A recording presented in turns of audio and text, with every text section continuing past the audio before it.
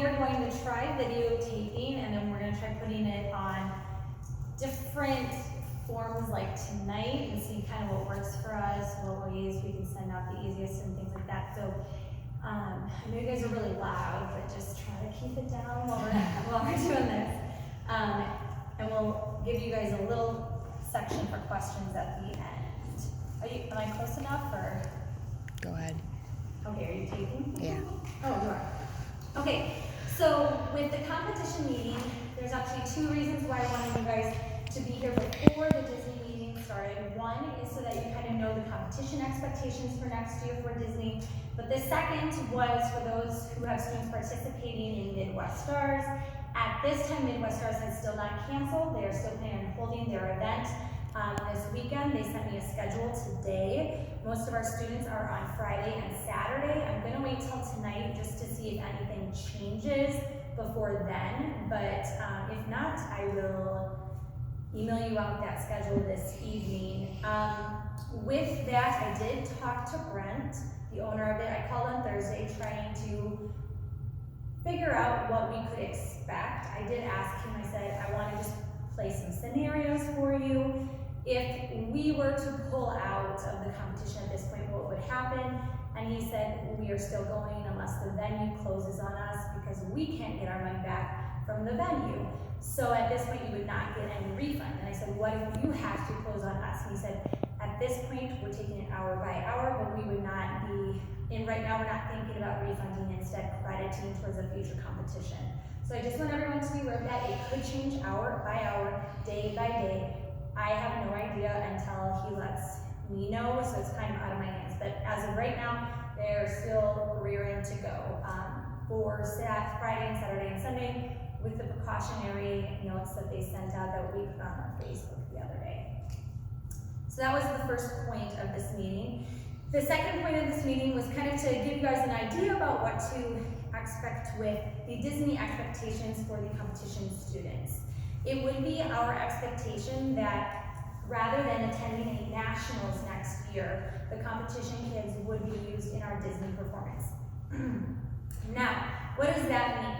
That means instead of doing all of our competitions and a nationals, and some of them having to think about what do I choose, Disney or nationals, we've decided to not do nationals next year and just do the Disney performance. One, it's a lot of time on the students, it's a lot of time on us as well, and doing both is just not cost effective.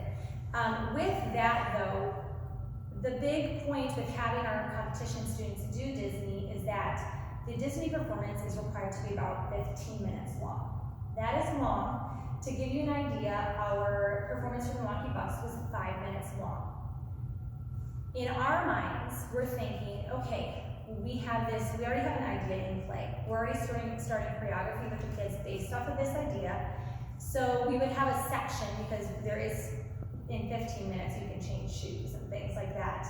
Where let's say we would have the senior cloggers come out, and they would be doing a whole section under, this one dance, their little dance, and the theme that we're going with, which we're thinking is kind of like a TV theme.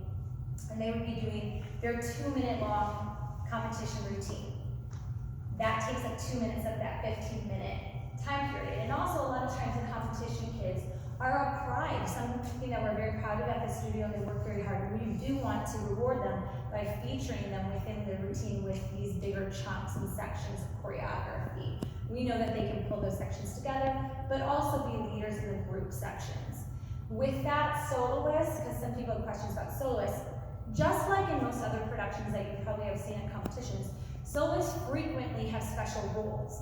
A lot of studios take dances, their soloists, and sections from their dances, and use those sections within their character role in the production dance. And we would be doing the same thing, because we have an idea, again, of doing a TV kind of guide theme and changing the channel as we're going throughout, so that they may be on a sports station, now they're on BBC, and they're doing something on the Revolutionary War. The next one, they're in an international television station doing the Pasadole, and then the next one, they're doing Golden Girls in TV Land, or Scooby-Doo.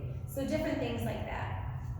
With that, requiring them to go to Disney, We would adjust the requirements slightly for competition to make things more cost effective for families. Now, I've actually worked out the numbers a little bit, and for smaller families, like if you just are used to like a mom and daughter going, there's actually ways to make Disney less expensive than doing like a nationals with these requirements. For a family of 4 or so, it comes out to be about the same thing. So the requirements that we would change for next year is that we would only do 2 competitions, so no third optional competition, just the 2 competitions to keep that cost down.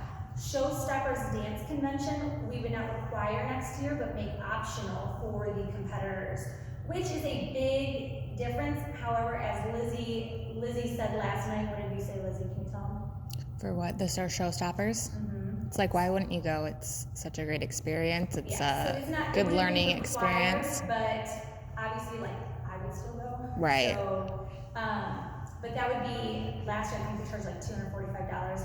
If you've got 2 kids, right there's your difference with Disney.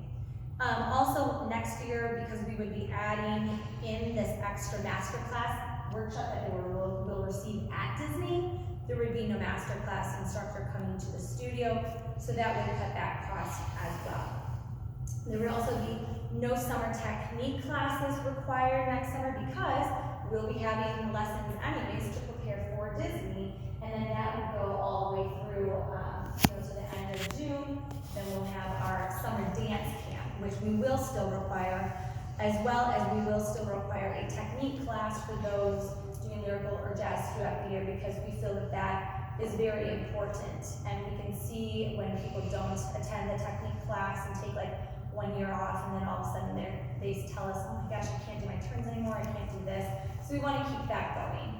The competitions that we will go to, we will decide next year, but we're leaning, for sure, we know we'll go to Midwest Stars because that's the competition we're going to take the Disney routine to, and it is the closest, the cheapest, requires less travel for everyone in that routine as well, and not staying overnight. And then we will likely go back to Starbucks because we love that one, but we may pursue looking at other options as well. Teams and age groups will be sent out closer to the auditions, but remember, we never know the exact ages of the groups unless we know who is auditioning and who makes the groups. So I could stand here today and give you guys ideas of what all of them are going to be, but we really won't know until we have the auditions and we know who's doing that. Let's see. Probably be keeping though the same styles and levels for those classes.